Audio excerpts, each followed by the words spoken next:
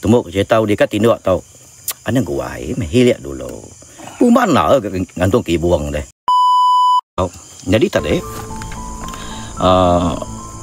sebelum tamak sebelum masuk pakakin tadi memang aku dah bisa ngasai something. Bisa ngasai something guys. Bisa something gua masuk tadi bisa utai ke bak sawit tu subak kami kalah di tu tapi tu nadai.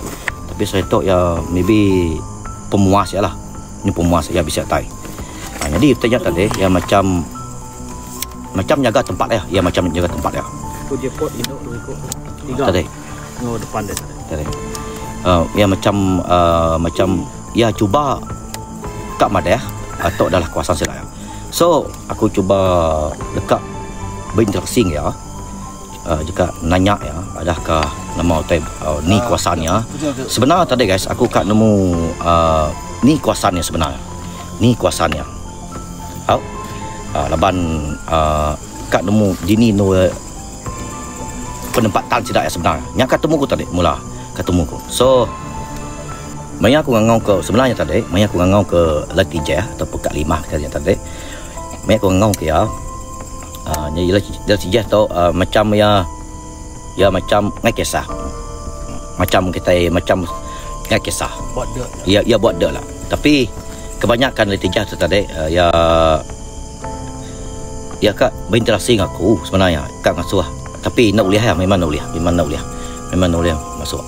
Jadi ya bakal ngaki wah, laban aku madah kita, aku dalam dunia mistik tu guys ataupun hantu inok tu.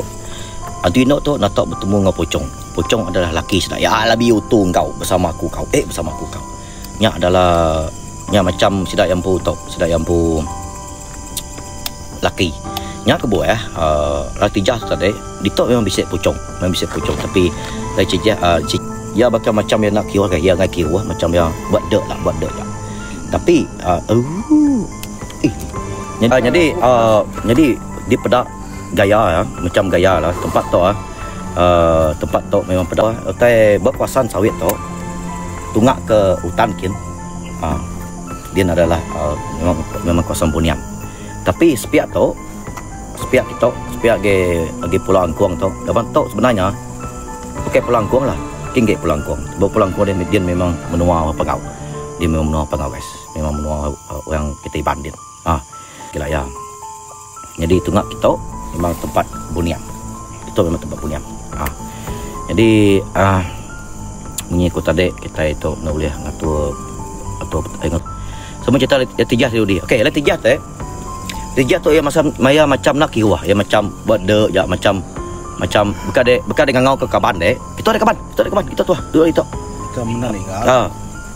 Macam bukan dengan ngemai ngadu kutai lah, ngadu ke bela ya kenyang je.